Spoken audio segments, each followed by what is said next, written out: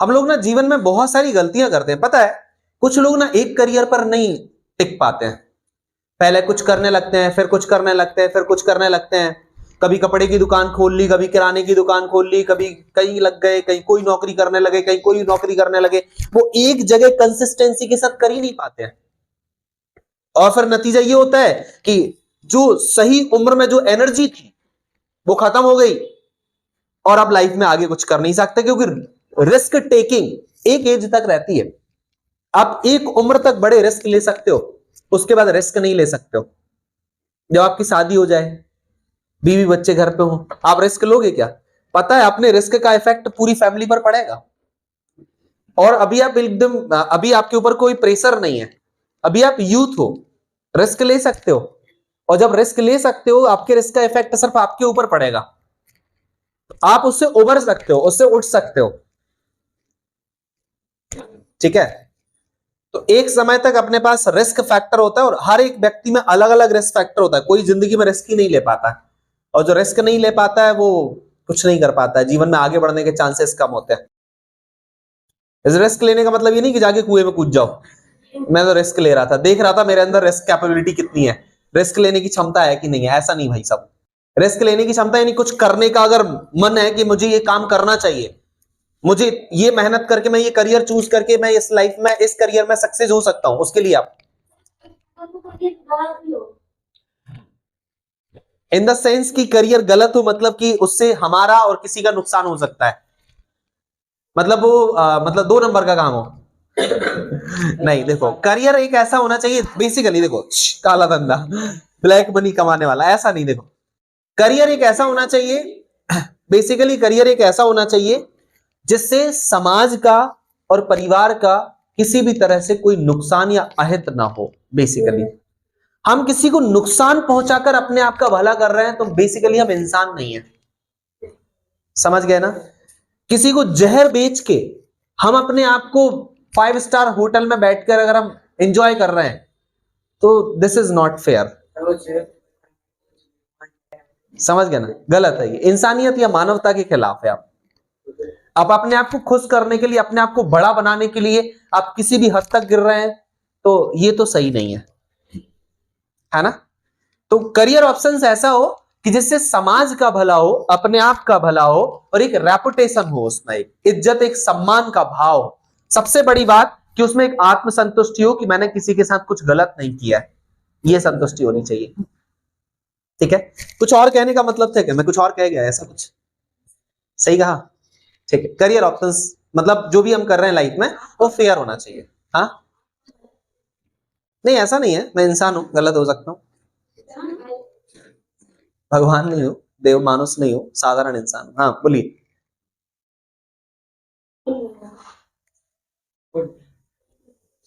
चलिए, आप में से अगर मैं पूछूं, अगर बताना चाहें तो किसका क्या एम या गोल है? वैसे बताते नहीं है ज्यादातर लोग, लेकिन अगर आप लोग बता सकते हैं जिससे कि दूसरे आपको सीखे या आपसे गाइडेंस ले लें कि यार आपको ये बनना है। हाँ, जैसे कि अपन कुछ और भी करना चाहते हैं और कोई सेकंड ऑप्शन भी अपने पास वो भी करना चाहते हैं, प्लान बी तो होना चाहिए भाई साहब।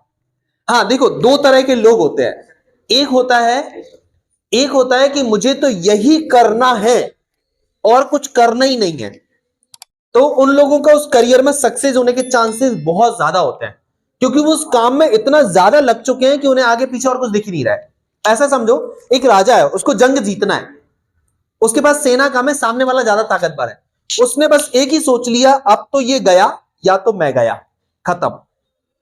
ये कहानी बार बार नहीं होगी कि ये मुझ पे आक्रमण करेगा, मैं इस पे आक्रमण करूंगा, ये 2-4 सैनिक मेरे मारेगा, मैं 2-4 सैनिक इसके मारूंगा। यार ये कब तक चलता रहेगा फालतू का नाटक?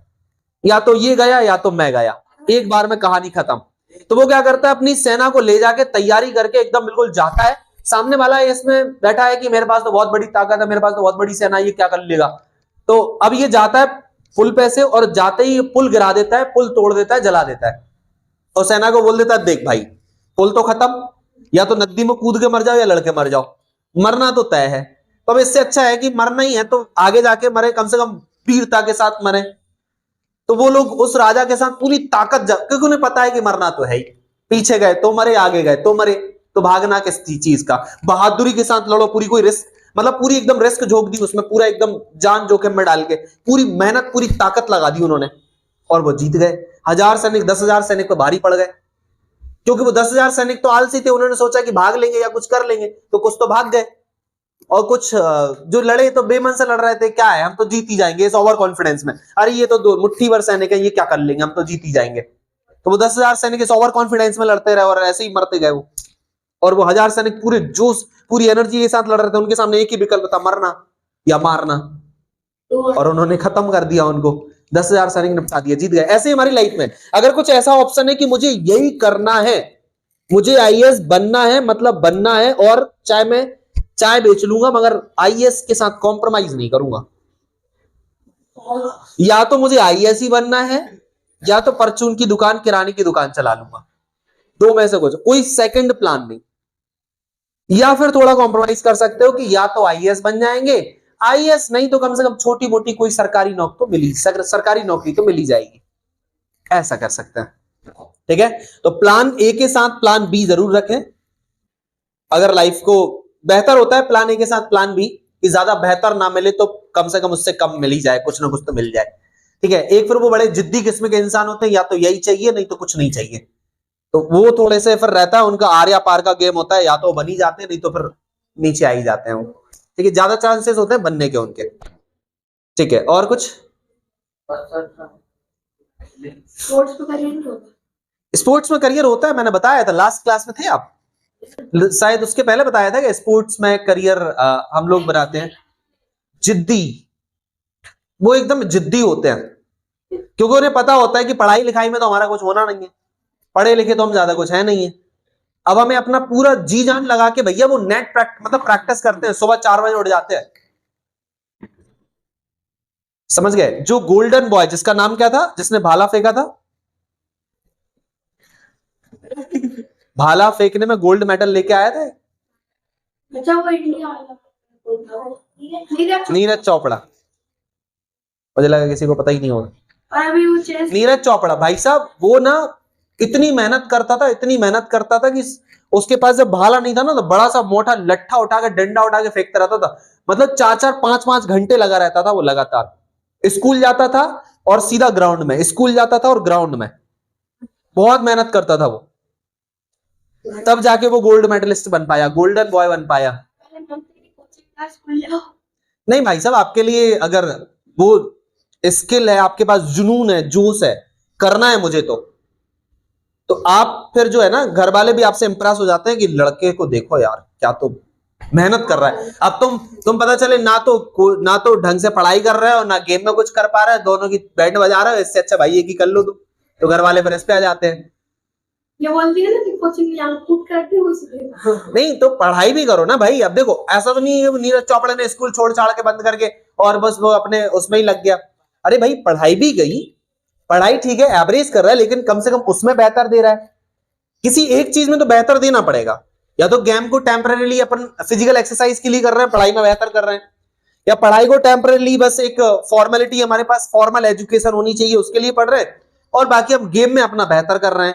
तो कहीं एक तो बेहतर दिखाना पड़ेगा आपको, नहीं तो घर वाले दोनों तरफ से चमाटे मारेंगे कि ना तू वहां भी पैसा बर्बाद कर रहा है, यहाँ भी पैसा बर्बाद कर रहा है, समय और पैसा और टाइम पास कर रहा है, तो तू एक कर ले कुछ अब, तो वो आपको फिर एक से हटा देंगे। समझ गए?